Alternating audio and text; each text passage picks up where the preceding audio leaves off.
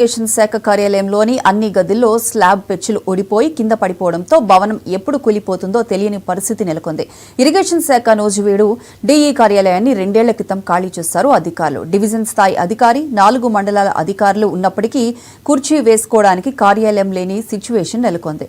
మంత్రి పార్థసారథి చొరవతో మున్సిపల్ కౌన్సిల్లో తీర్మానం ప్రవేశపెట్టి కేంద్రీయ విద్యాలయ భవనంలో ఇరిగేషన్ శాఖ కార్యాలయం ఏర్పాటుకు అద్దె ప్రాతిపదికన భవనాన్ని కేటాయించారు మున్సిపల్ కమిషనర్.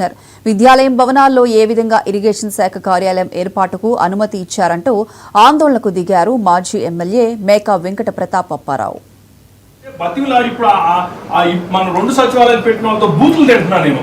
అదే మన గవర్నమెంట్ బిల్డింగ్ అయితే గొడవ ఉండదుగా, మనకి 20,000 కలిసి వచ్చాయిగా, 24,000 కలిసి వచ్చాయిగా, మనకి సచివాలయం పెట్టుకోవచ్చు చెప్పారండి కమిషనర్.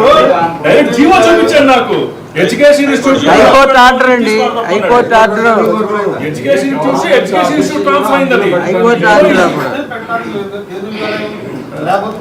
మీర్జాపురంలో కడితే దాన్ని మొత్తం పడేశారు సార్. అసలు మంది ఐటీ పెట్టుకున్నారు. దేనికైనా సరే పెట్టారు సార్.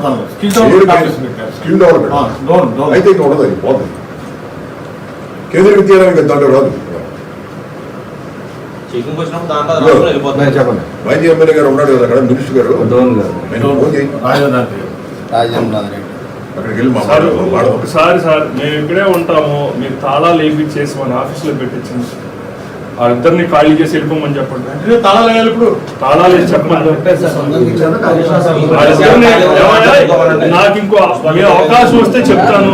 ఈ లోపల మీరు ఖాళీ చేయండి దయచేసి అని చెప్పి తాళాలు వేయించేసేయండి.